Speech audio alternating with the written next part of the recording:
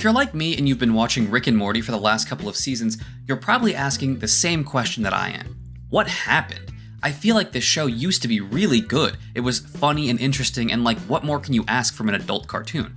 But for the last couple of years, this show has been neither funny nor interesting. Okay, not entirely true. Watching it disintegrate before my very eyes has been extremely interesting, and hence today's video. To make this video, I decided I needed to go back to the beginning, start from episode 1, and see exactly where this show went off the rails. And also check to make sure it was actually good in the first place, because I started watching this show when I was 15 years old, and historically, shows that I was into at age 15 do not hold up to this day. And the good news is, yeah, this show is actually pretty good for the first 3 seasons. But starting in season 4, dude, this show just sucks. Here's sort of a heat map that I made of the quality of this show over time, and what's sort of interesting is you can kind of see that there are basically 3 eras of this show. Seasons 1 through 3, where the hit rate is like 70%, seasons 4 and 5, where it's like 40%, and then the last 2 seasons where it's like 20%. This is obviously just my opinion, it's not like objective proof that the show sucks, but you can sort of see how fast things decline. So the first question we have to answer in talking about this show is, what do I mean when I say that it sucks? Like, what specifically is wrong with it? Boy, I'm glad you asked. And honestly, the seeds of this show's destruction were planted a lot earlier than I had expected. Like, the first 3 seasons are good, but they start to give hints at how the show is going to implode. So let's start at the beginning, season 1. Most episodes of Rick and Morty season 1 are completely disconnected from each other. Then you get to this one, Close Rick Counters of the Rick Kind, and as an episode in and of itself, it's pretty good. The theme of how Ricks treat Mortys is pretty interesting, and it ties nicely into the twist at the end. Good episode. But this episode was a huge contributing factor in the downfall of the show, because this is the episode that sets up the show's first long-lasting storyline. And once you establish long-lasting storylines, you can't undo it. And now you're dealing with simple rule of good writing: setup and payoff. If you set something up, it's going to be unsatisfying if you don't pay it off. This applies to character arcs as well. Don't threaten to make a character interesting and then fail to actually deliver on that threat. And setting up a serial, long-lasting story is a simple way to make a character feel interesting, because a long-lasting story should mean that your character gets to change and grow as a result of their experiences. But the problem with setting up a serial story is that you raise an expectation that the story is going somewhere, that there's going to be a climax to the story, and it's going to feel satisfying and worth having invested in. Rick and Morty struggled hard to make its serial story satisfying. It started out pretty strong. Season 1, like I said, there's basically no overarching story outside this one episode. Season 2, we start feeling like we're getting let more and more into Rick's head. We see him get depressed over this Unity thing, and we see him open himself up and immediately get punished for it, and then find out that his family doesn't love or respect him at all.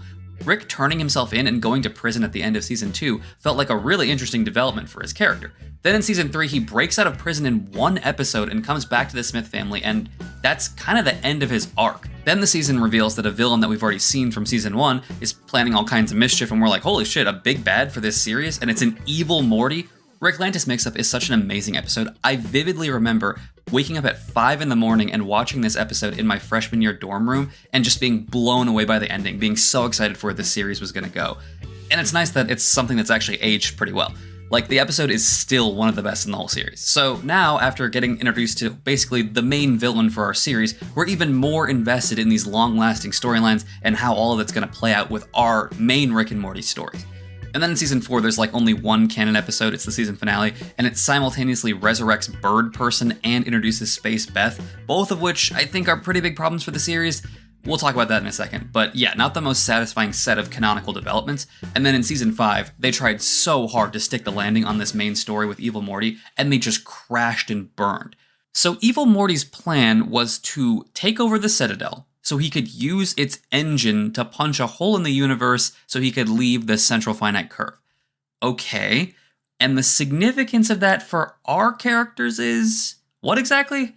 Oh, it's left a big hole in the universe. That's what season 6 is about. And they fixed it. Oh, Rick can't use his portal gun anymore. That's what season 6 is about. And they fixed that one too. Cool, so it had no consequences. Hey look, a segue. Another simple rule of good writing. Choices that your characters make need to have consequences to feel meaningful. Without consequences, you can cook up all the drama you want, but none of your dramatic twists and turns are going to feel impactful. Case in point, season 3 Beth and Jerry storyline. In the season premiere, Beth and Jerry get a divorce because Beth always chooses Rick over what's good for her family. The whole season is about the aftermath of the divorce and what it does to each of the Smiths. And then by the season finale, Beth and Jerry reunite and things go back to exactly the way they were before any of this happened.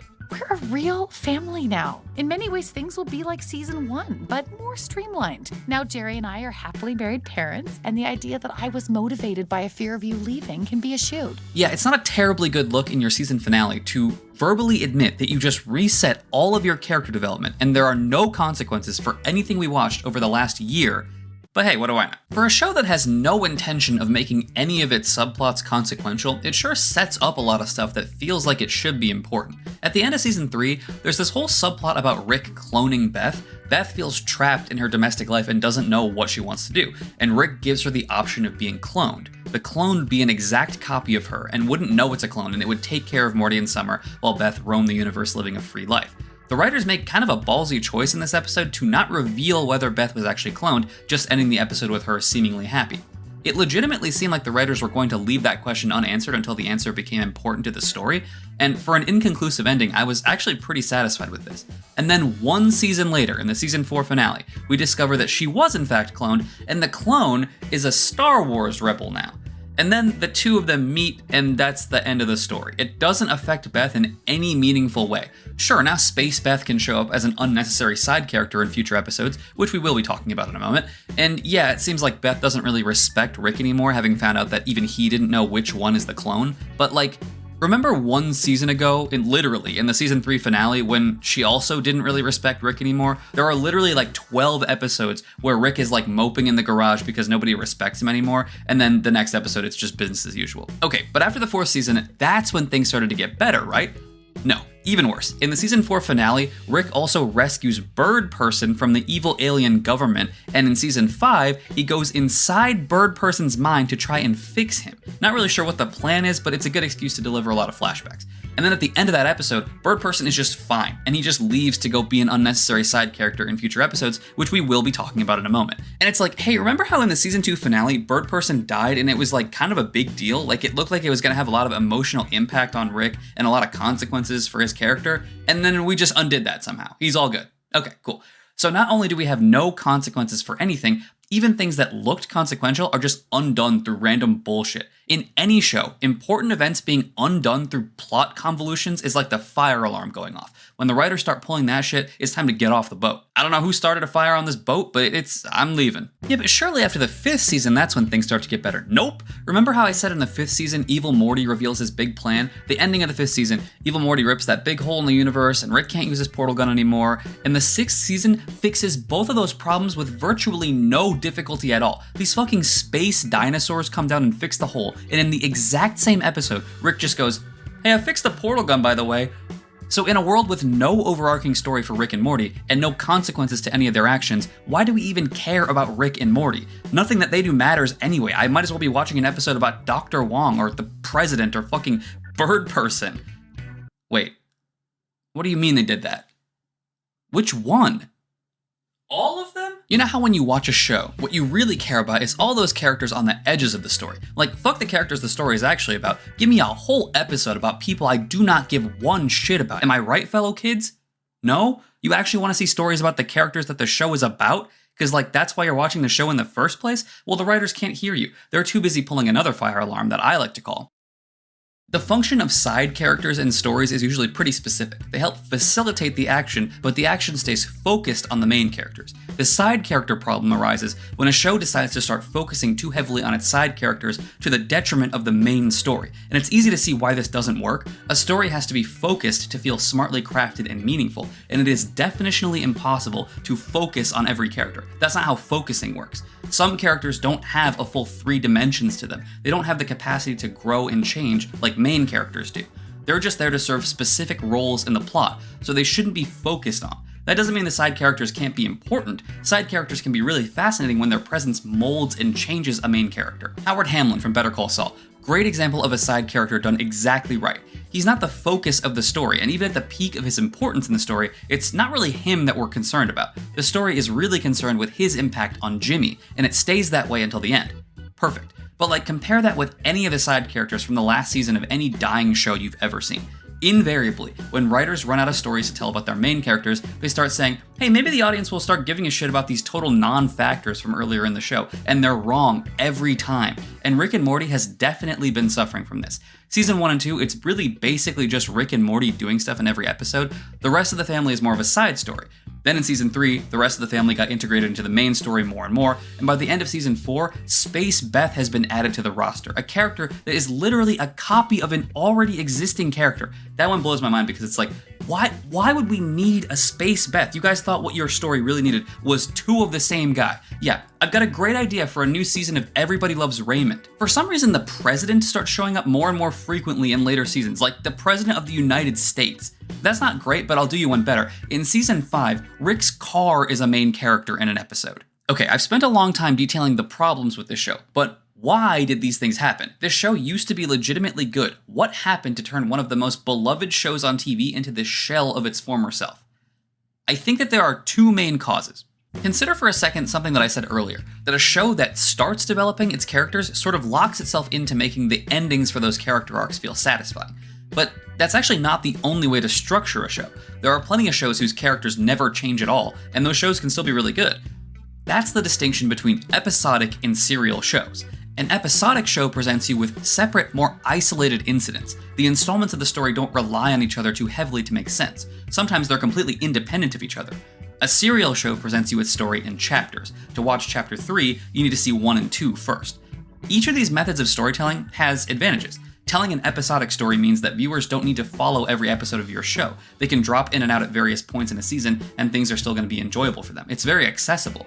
Your characters don't have to change or grow. They can just keep being placed in new scenarios with no real consequences, and it's fine because next week there will be a whole new set of scenarios. A serial story has the advantage of easily hooking in viewers. You see the beginning of a story that you think is interesting, and now you want to see how it ends. Your stories end up being more memorable because your characters can grow and change. But each of these methods also has disadvantages. Episodic shows require you to keep inventing new scenarios for your characters to occupy. Instead of following one cohesive and natural story thread, you have to come up with something new and creative every time. But if you go serial, that pressure reverses. Now you have to find satisfying and meaningful ways to slowly turn up the heat on your story without compromising on your pacing or doing something ridiculous and jumping the shark. The best shows, in my opinion, pick a lane. It's very hard to make an episodic show with a serial story without compromising on one aspect of it. It can be done, but we'll talk about that another time. So with all that out of the way, let's turn back to Rick and Morty. Is it episodic or is it serial? It's kind of both. It's definitely episodic. Most episodes come and go with no real impact on an overarching story, but it also incorporates serial elements too. The Evil Morty storyline, the Clone Beth storyline, the Beth and Jerry divorce storyline, the Bird Person storyline. There are a lot of narrative through lines throughout this show that give it serial qualities as well as episodic, and embracing both of those models of storytelling creates a lot of issues for the show. I'd say that a lot of Rick and Morty's problems come from something that I call episodic serial dissonance. Essentially, when you try to have the benefit of both story types, you end up making it harder to write either type. Introducing a long-form serial story sets the expectation that your characters are going to grow and change, meaning your episodic entries feel unsatisfying. And releasing episodic entries interferes with the pacing and character development of your serial story. Like, it's weird to watch a pivotal episode and the next episode it's like all that stuff is somehow a lot less urgent. That's the kind of dissonance that I'm talking about. But there's actually another much larger problem that snowballs that dissonance into the garbage of the later seasons. This show is way too long. An overlong show can ruin both episodic and serial stories. For a serial story to be good, you have to make sure you pick the correct endpoint for your story so that all your arcs feel satisfyingly concluded without any dead space in your narrative. And with an episodic story, you can only be good for as long as you can come up with interesting new ideas for episodes. Rick and Morty's length makes it fail both of these criteria. After the show goes all in with Evil Morty in Season 5, there was no more serial story to tell. That was your big series ender. Rick and Morty's arcs seemed like they would be tied up in that Evil Morty storyline, and you wasted it on literally nothing. So you can't try to reignite any sort of serial story after that because there's nowhere for your narrative to go. That was the endpoint of your serial story. And as the show has gone on, its episodic ideas have gotten less and less consistent as far as quality goes. Near the beginning, this show felt like it had hit its stride of parodying various pop culture sources in a weird sci-fi way. This Inception parody, this Jurassic Park parody, both solid. And it has a handful of legitimately awesome original ideas too. But that creativity doesn't extend to the later seasons, and I think the format of the show was a huge factor in this too. I think the ideal format for this show was as a web series, not as a TV show airing on a network. And to be clear, it obviously got some benefits from airing on Adult Swim. When you're on a network, you have the infrastructure of that network to advertise to people and bring in new viewers. You have a much more reliable way of monetizing your work, and you don't get that kind of reliability if you publish it as a web series. But if we're purely concerned with quality here, a show like this needed to release installments when a good installment was ready to be released. After season 3 was this huge success, Adult Swim came to the creators and offered to buy 70 more episodes. Keep in mind, they had only aired 31 episodes to that point, so that deal is massive. It is so rare to get any show picked up on TV, so when a network comes to you and offers to buy everything that you can put out, you absolutely take that deal. That kind of stability is really valuable, and I totally get why they took the deal, but I do think that taking the deal was probably the death blow for consistent quality on this show, because now you gotta start churning out whatever ideas float to the top of your head, no matter if they're good or not. Starting in season 4, you can tell they just started taking any idea that anybody threw out. Hey, what if Morty gets a dragon? Hey, what if we do an episode about time-traveling snakes that makes no goddamn sense? Hey, what if Rick fucks a planet and fights Zeus? There are still some great episodes in season 4. The heist episode is really funny. The season finale has this really good joke about genes. The vat of acid episode is legitimately one of the best episodes in the whole series. But whereas before a Rick and Morty miss was like, this wasn't the best week, now it was like, Jesus Christ, why am I watching this? And that's not to say that they haven't made good episodes since then. They still have the capability to hit you with a really good original concept once in a while. It's just a lot more rare than it used to be. So there it is, the two big causes of all the show's problems. I mean, I guess that's it, right? I'm done here? But something's missing. I feel like there's a set of approximately 10 episodes from, like, the last year that I haven't talked about at all yet in this video. Wait. Oh god, no, don't make me do it. Season 7 is really bad. I guess before we start talking about season 7, we have to briefly address all the drama surrounding this season. If you haven't heard, a ton of the voices in the show, including both Rick and Morty, were done by this guy, Justin Roiland. He's one of the creators of the series. He got slapped with a bunch of allegations of sexual harassment and sexual assault, and he was fired from the show. So they had to find replacement voices for Rick and Morty for season 7, and I do feel for the creators here. It can't be easy to have to stumble on with a show like this in those kind of circumstances, and to be fair, they solved that problem to the best of their abilities. Some people are out here talking shit on these new voice actors, but I have to say, the voice acting is not the problem with season 7. The horrendously bad writing is the problem with season 7. What's crazy about season 7 is that it's like a bullet point list of everything that went wrong with this show. It covers pretty much every aspect of the show that doesn't work. So I think the best way to talk about this season is to look specifically at a couple of episodes and talk about how they represent the absolute depths of this show's disintegration. And to be clear, this is going to be a list of the most disappointing or like sadly interesting episodes, not the overall worst episodes. If they were, we would have to talk about Air Force Wong, and I really don't want to do that. Okay, but since you brought it up, Air Force Wong is such a stupid episode of television. Literally, the plot of this episode is that Rick's therapist, from the Pickle episode, is now dating the President of the United States. That is pretty much the actual main story of this episode. It sounds like something from a dying sitcom. Like, this is the side character problem turned all the way up to the max. Remember when Dr. Wong was introduced in season 3? She was basically just a facilitator for character development for other characters. She's a cardboard cutout of a therapist, a character invented to fill the stereotype of a therapist. So we don't need an entire episode centered around her because there's nothing there, much less one where she starts dating the fucking President of the United States. Why would you think this would be good? Okay, I'm done talking about Air Force One. Here are the really disappointing episodes of season 7. First up on our list, Rick Fending Your Mort. It's the anthology episode. This episode is so disappointing because it's such a step down from Interdimensional Cable 1 from season 1. The show really peaked with its anthology episode in the first season, and all the anthology episodes since then have just been going downhill until you get to this one, and it's just really boring. I think the writers got the wrong idea about what makes Interdimensional Cable a good episode of Rick and Morty. It's a harmony of two factors. First, you have the improvisational style of the Cable shows. It's such a different tone because it's not scripted like the rest of the show's dialogue. It's just off the top of the dome nonsense that they made full animations around, and it's like really funny. Like, I still laugh at this dumbass Two Brothers commercial. Second, you have the episode's story happening in the background. It's not earth-shattering, but it's an interesting story about the Smiths examining their choices, and it weaves back into the Interdimensional Cable concept at the end. Interdimensional Cable 2 kept the improv but lost the emotionally satisfying story from the first one, replacing it with a wacky story about Jerry trying not to give up his dongle. And also, the Cable bits aren't as good as in the first one. It's funny enough, but not as memorable. Then Morty's Mind Blowers in season 3 loses the background story pretty much entirely, opting for just a clip show. These clips are fine, but instead of playing out as parodies of existing TV shows and commercials, they're more like half ideas that never really get off the ground. And then this episode in season 7 just shows you a bunch of clips with the only connecting thread between them being some asshole just going, hey, let's watch a clip of this. Some of these clips are funny, but it just kind of feels like the writers wanted to do an anthology episode and had no real way to make it clever or interesting. And when the Rick and Morty writers don't know how to make an idea good, they will always choose to make it meta. Oh, they can't get mad if this episode sucks because it'll actually be a meta commentary on anthology episodes. What a brilliant idea! If we make fun of our own bad ideas, they become good on a meta level. There's really not much else to this episode. Alright, next on the list, Spaghetti episode. Okay, so season 7 episode 4 is like one of the only episodes of season 7 that seems like it's actually gotten a positive response from the community, but I'm not joking when I say this is my least favorite episode of Rick and Morty, period. I hate this episode more than Horse Sperm episode, more than Tiny Rick. Why? Because this episode feels really pretentious. Right off the bat, I can't overstate how badly this episode is trying to recapture the magic of the Vat of Acid episode. Vat of Acid is this universally loved episode of Rick and Morty where, after an argument between the two of them, Rick builds Morty a video game save point. Morty uses this save point to live out all of his fantasies with no consequences until he finally meets a girl who he develops a relationship with. And the relationship is conveyed through this up-like montage, and after enduring all these hardships and finally getting to enjoy being together, Jerry accidentally resets Morty's save point, sending him all the way back to before he met this girl. This montage is legitimately awesome. Afterwards, Morty tells Rick that he's learned his lesson about consequence-free living, but Rick reveals there actually were consequences. Morty has just been disintegrating alternate universe Mortys and taking their place every time he resets.